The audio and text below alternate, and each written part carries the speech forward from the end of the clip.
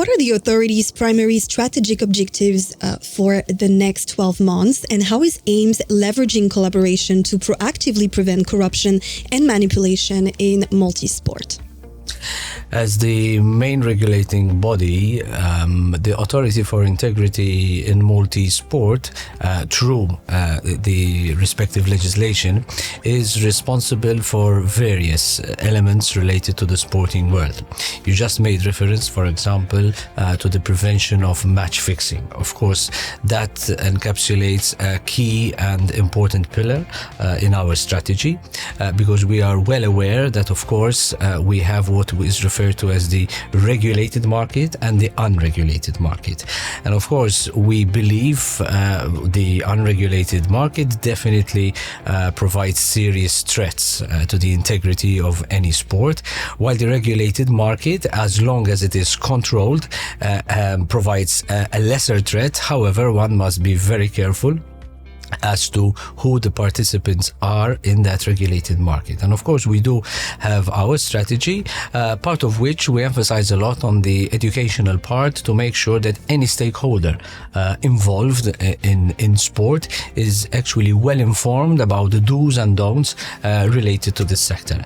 And we firmly believe as AIMS that in this regard, the legislation has been stepped up in recent years, and that has been very positive.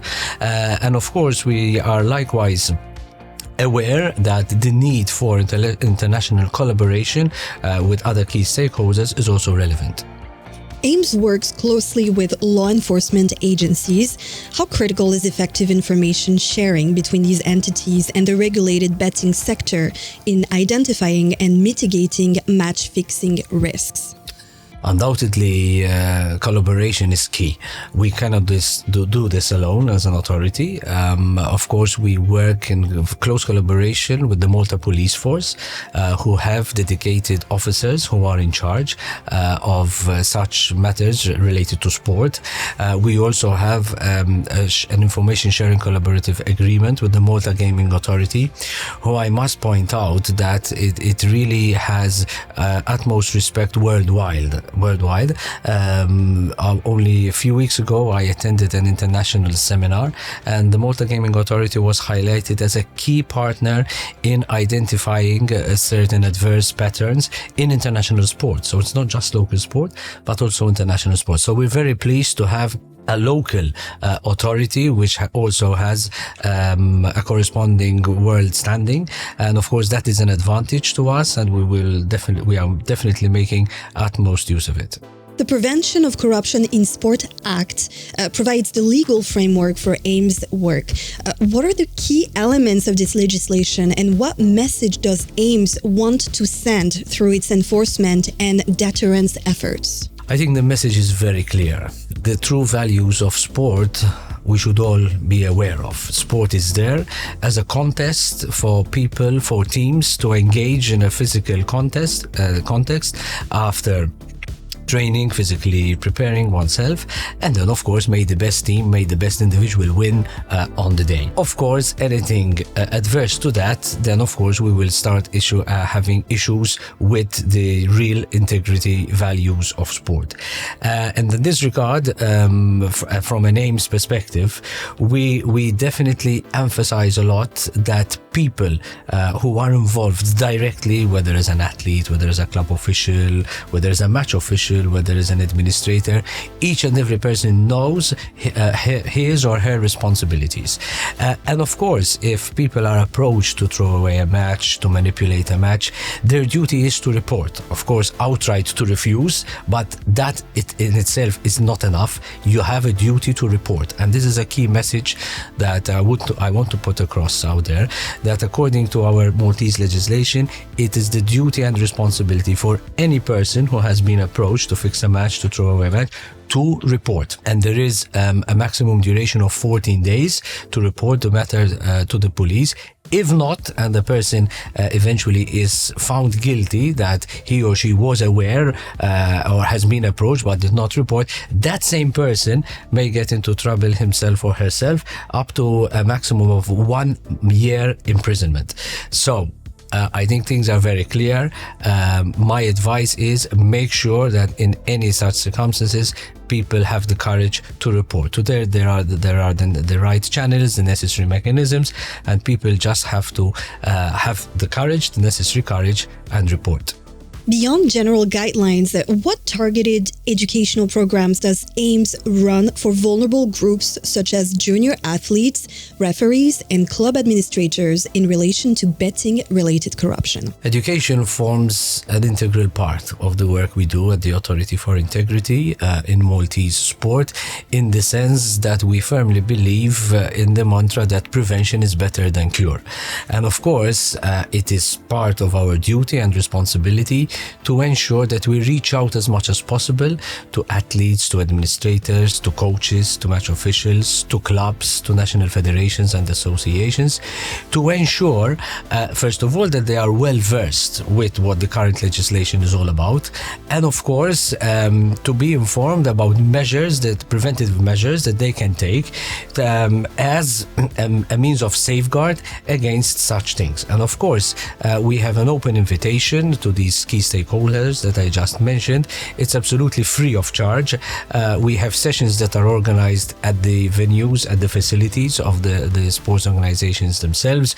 We are also invited from time to time to a number of conferences and seminars, and also in a few days' time we will actually be moving to new premises from Gudia to Santa Venera, where we will be having our own conference facilities. And so this will be a hub in central Malta to organize even more educational ventures within our own home, which I feel is key, is instrumental in ensuring that the message of the authority continues to be heard across Malta and Gozo.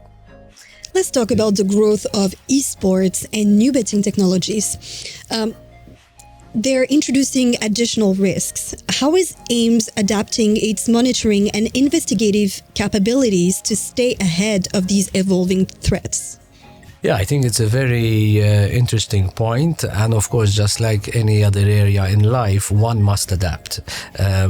Things are not just cast in stone, but we have to respond. Sometimes I also believe that we have to be even more proactive in what we do, in the sense that esport is a reality. Fine, some people may not consider it a sport, but it is a sport, and in Malta it has very popular following. And of course, as an authority, we are also engaged with key stakeholders to ensure that the athletes involved in esport are also well informed, well educated about what's on and what's not. And of course, as you mentioned, betting mechanisms have also likewise evolved, and we also have to try to be a step ahead. And with key stakeholders, including foreign stakeholders, we do have a number of foreign consultants as well, number of partnerships and agreements and MOUs with foreign counterparts, as well as our attendance at certain regional and continental events will also help us share into a network of communities, into a network of contacts. And of course, I think the best way to go about this, apart the local context, is the sharing of good practice. And we stand to learn as well from other countries, just as, like other countries, also stand to learn from the Maltese experience. What key lessons can you learn from other countries to apply in Malta? I think the fact that we are a small state, that is definitely an advantage to us because of logistics, of close proximity issues, etc., etc. However, when we look, I'm pleased to note, for example, that the Authority for Integrity in Maltese Sport is one of not more than 10 similar integrity entities in the whole of Europe, whereas the vast majority of countries still have, for example, their anti-doping agency as a standalone from other authorities. Here in Malta, 5 years ago, new legislation was drafted to ensure that all issues related to integrity collaborate together under one unit. And that is something that also we are being asked by foreign counterparts to share our experience, and in return, of course, we ask also how they have dealt with certain cases, for example, in relation to anti-doping, in relation to safeguarding in relation to the prevention of match fixing, and we also benefit also from them sharing with us a number of resources which we also use as educational tools. Given the transnational nature of sports betting fraud, how does AIMS engage with international bodies such as the Council of Europe or sports federations to ensure Malta remains an active part of the global integrity network? In terms of the Council of Europe, of course, we always attend regular meetings whenever they are held, which we deem to be vital, which we deem to be very important.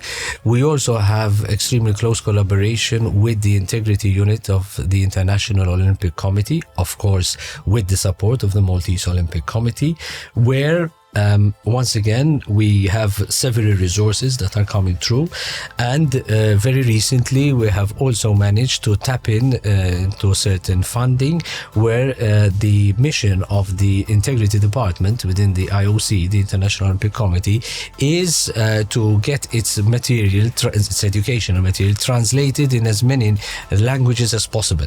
And fine, English is one of our official languages here in Malta, and is widely spoken.